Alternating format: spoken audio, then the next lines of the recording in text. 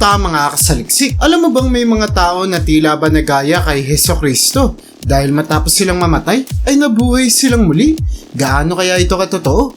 Kaya mula sa batang 2 beses namatay hanggang sa pagkauhaw ng isang bangkay, ay samahan niyo akong pag-usapan ang 10 taong nagising sa kanilang libing.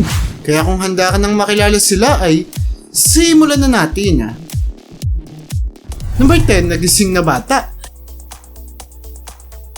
Paano kung ang pinagluluksaan mong patay ay bigla na lamang bumangon bago siya ilibing? Ganito ang nangyari sa isang pamilya dito sa Pilipinas, kung saan habang pinaglalamayan nila ang bangkay ng isang 3 taong gulang na batang babae, ay may nakapansin na mali ang pagkakalagay ng katawan ng bata sa loob ng kabaong, kaya't agad niya itong inayos. Laking gulat na lamang niya pati na ang mga nakapalibot na tao nang mapansin nila na gumalaw ang ulo ng batang babae. At matapos suriin ng mga eksperto ay napag-alaman nila na buhay nga ulit ang bata. Ngunit sa kasamang palad ay makalipas ang mga araw ay tila ba binawi ulit ang buhay ng batang babae.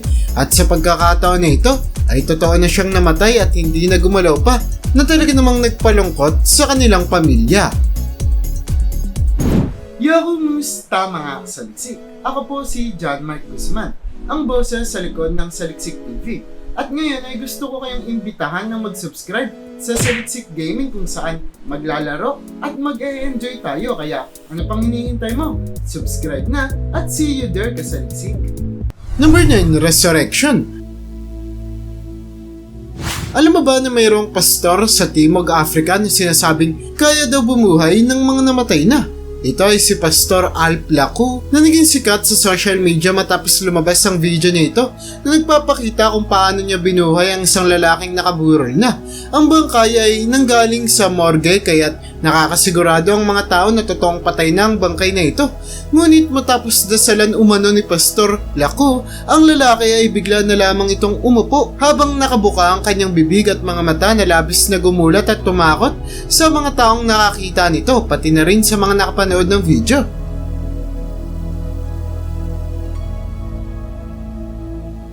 Dahil dito ay madaming mga nagsasabi na posibleng anghel o kaya si kamatayan si Pastor Lacu, kaya't madaming mga tao ang nagtatangkang lumapit sa kanya para buhayin din ang kanilang mga kamag-anak. Number 8, muntik ng pagkasunog. Kung mabubuhay ka man muli ay siguradong ang pinakamagandang oras para ikaw ay gumising ay bago ka i-cremate. Kagaya na lamang ng nangyari sa namatay na matandang lalaking ito sa syudad ng Uttar Pradesh sa bansang India, kung saan habang siya ay ipinatong na sa nagbabagang apoy para sunugin at i-cremate ay talaga namang ginulat niya ang madaming taong nanonood ng libing niya sa kadahilan ng bigla na lamang siyang nagising bago pa man siya tuluyang masunog. Madami ang nagsasabi na posibleng nakomatos lamang ang lalaking ito kaya't nagising siya matapos siyang ipatong sa nagbabagang apoy. Ngunit kahit ano pa ang nangyari ay talaga namang napakaswerte niya dulot na kung sakaling hindi siya nagising ay talaga namang hindi na siya magkakaroon pa ng pagkakataong gumising pa muli. Number 7, Zach Clements. Ang isa sa pinakamahirap sagutin na katanungan sa ating buhay ay kung ano ang mangyayari matapos tayong mamatay. Pero lumaba na may ilang mga tao ang nakakaalam sa kasagutan na ito. Isa sa mga taong ito ay si Zach Clements na inulat na patay na ng mga doktor matapos siyang atakihin sa puso habang nasa gym. Ngunit 2 minuto lamang ng pagkadeklara sa kanyang patay na ay bigla na lamang siya ulit na buhay, kung saan sinasabi niya na habang siya ay walang malay ay nakakita siya ng isang lalaki na may mahabang buhok at balbas na di umano'y kawangis ni Jesus. Sinabi pa ni Zach na tinulungan siya ni Jesus para mabuhay ulit, at kahit na madaming mga tao nagsasabi na baka ilusyon lamang ito ng binatilyo, ay patuloy pa rin ang paglaban ni Zach sa kanyang paniniwala. Number 6, nagising sa loob ng kabaong. Paano kung pagkagising mo ay namalayan mo na lamang na ikaw ay nasa loob na ng isang kabaong at tinatangka ka ng ilibing?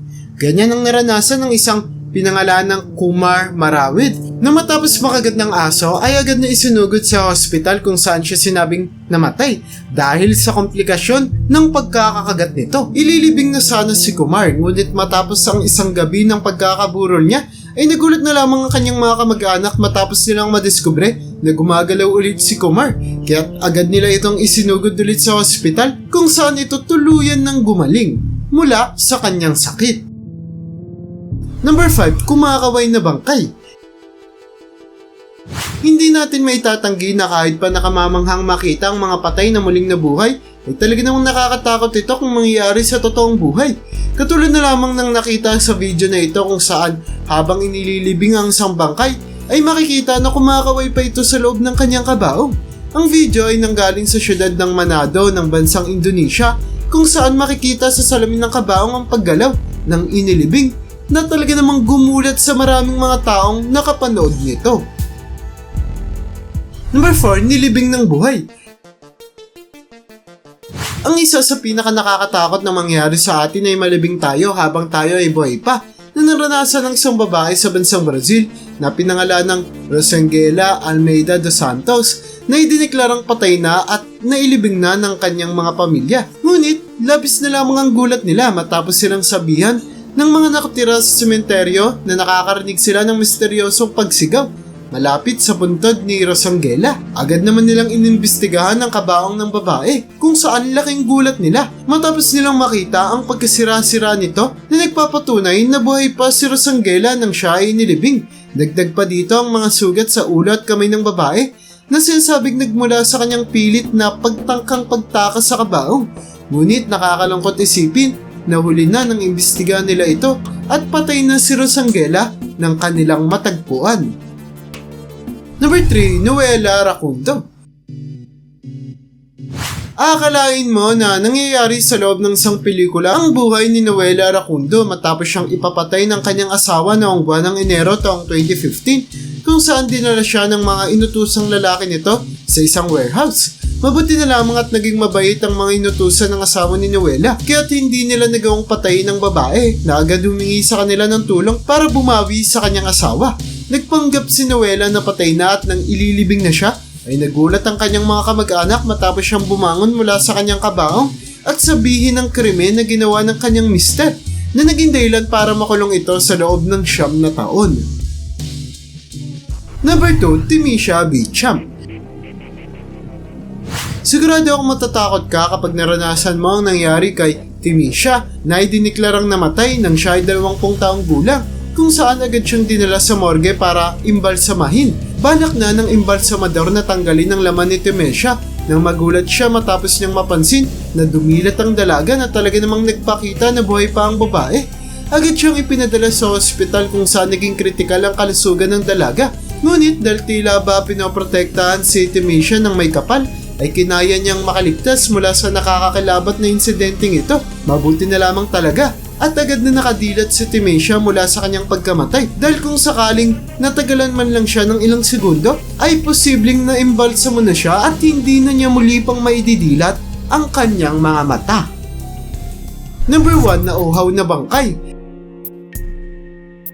Hindi natin may tatanggi na ang isa sa pinakakinatatakutan ng kahit na sinong magulang ay ang pagkamatay ng kanilang mga anak bago sila na nangyari sa magulang ni Kevin Santos matapos mamatay ang 2 taong gulang na bata mula sa pneumonia. Kinagabihan ng pagkamatay ng bata ay agad na nagkaroon ng lamay para sa kanya kung saan nangyari ang hindi inaasahan ng kahit na sino. 1 oras kasi matapos ang simula ng lamay sa bata, ay bigla na lamang itong bumangon sa kanyang pagkakahiga sa kabaong at humingi ng tubig sa kanyang ama na talaga namang gumulat sa lahat ng nakikilamay.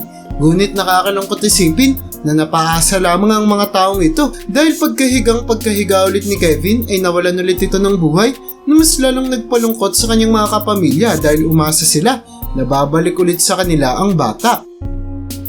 At yan ang bumabuo para sa listahan natin sa video na ito. Sadyang patas ang kamatayan kung saan wala itong pinipiling kasarian, edad, estado at itsura kaya't mabuti na lamang sulitin natin ang bawat segundong natitira sa ating buhay. Kaya para sa'yo, gugustuhin mo bang mabuhay ulit kung sakaling ikaw ay mamatay? I-comment mo naman yan sa baba at hanggang dito na lang muna ang aking bahagi. Hanggang sa muli mga kasaliksik, maraming salamat sa panonood. See you in my next video.